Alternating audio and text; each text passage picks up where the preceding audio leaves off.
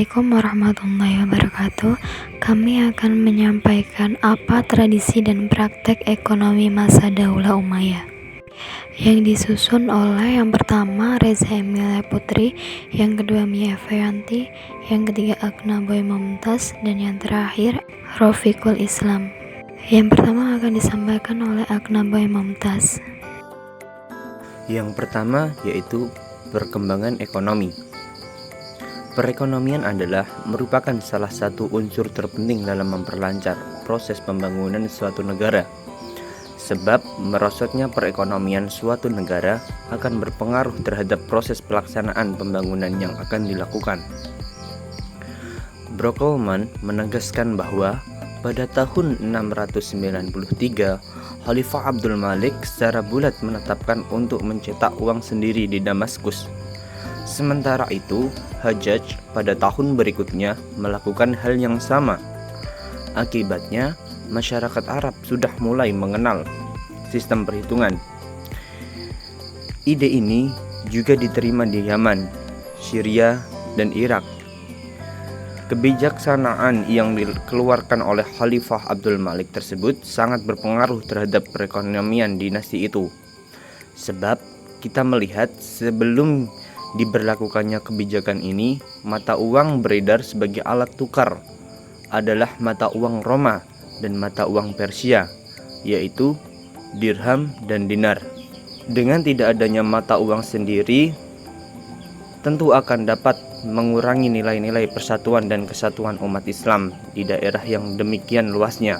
Sehingga dapat dikatakan secara implisit, kebijakan khalifah memiliki nilai-nilai esensial dalam mewujudkan persatuan dan kesatuan umat Islam dalam wilayah yang luas tersebut. Implikasi nilai-nilai persatuan dan kesatuan terhadap perekonomian pada masa itu adalah sangat penting, sebab adanya persatuan dan kesatuan wilayah umat Islam yang luas tersebut akan menciptakan stabilitas keamanan yang terjamin. Dengan adanya stabilitas keamanan yang terjamin, maka lalu lintas perdagangan akan berjalan lancar.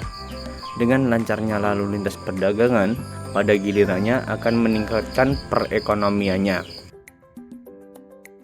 Khalifah Muawiyah bin Abi Sufyan.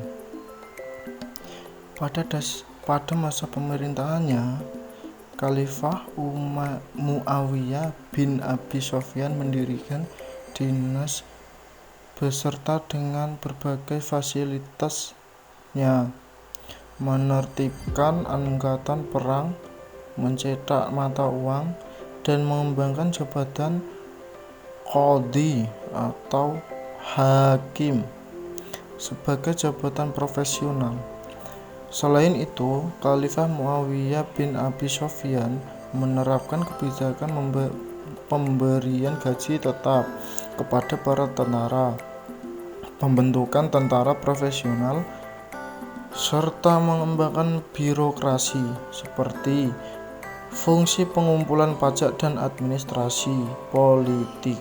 Yang ketiga yaitu Khalifah Abdul Malik bin Marwan. Pemikiran yang serius terhadap penertiban dan pengaturan uang dalam masyarakat Islam muncul di masa pemerintahan Khalifah Abdul Malik bin Marwan. Hal ini dilatar belakangi oleh permintaan pihak Romawi agar Khalifah Abdul Malik bin Marwan menghapus kalimat Bismillahirrahmanirrahim dari mata uang yang berlaku pada khilafahnya. Pada saat itu, bangsa Romawi mengimpor dinar Islam dari Mesir. Akan tetapi permintaan tersebut ditolaknya, bahwa Khalifah Abdul Malik bin Marwan mencetak mata uang Islam tersendiri dengan tetap mencantumkan kalimat Bismillahirrahmanirrahim pada tahun 74 Hijriah 659 Masehi dan menyebarkannya ke seluruh wilayah Islam selama melarang pemakaian melakukan pencetakan uang lainnya. Ia juga menjatuhkan hukuman ta'zir kepada mereka yang melakukan percetakan mata uang di luar percetakan negara. Selain itu juga melakukan berbagai pembenahan administrasi pemerintahan dan memberlakukan bahasa Arab sebagai bahasa resmi administrasi pemerintah Islam. Khalifah Umar bin Abdul Aziz. Selama masa pemerintahannya, Umar bin Abdul Aziz menerapkan kembali ajaran Islam secara utuh menyeluruh. Berbagai pembenahan dilakukannya di seluruh sektor kehidupan masyarakat tanpa pandang bulu. Langkah ini dimulai dari dirinya sendiri. Ketika diangkat sebagai khalifah, Umar bin Abdul Aziz mengumpulkan rakyatnya dan mengumumkan serta menyerahkan seluruh harta kekayaan diri dan keluarganya yang tidak wajar kepada kaum muslimin melalui Baitul Mal, yaitu tanah-tanah perkebunan di Maroko, berbagai tunjangan yang berada di Yamamah, Muqaddis, Jabal Wars, Yaman, dan Fadak, hingga cincin pemberian Al-Walid selama berkuasa. Ia juga mengambil satu pun dari Baitul Mal, termasuk pendapatan nafa'i yang telah menjadi haknya. Yang terakhir, pada masa pemerintah Muawiyah, beliau mendirikan kantor catatan negara dan merancang pola pengiriman surat melalui pos, serta seluruh fasilitas pendukungnya, mencetak mata uang, mengembangkan jabatan qadhi sebagai jabatan profesional.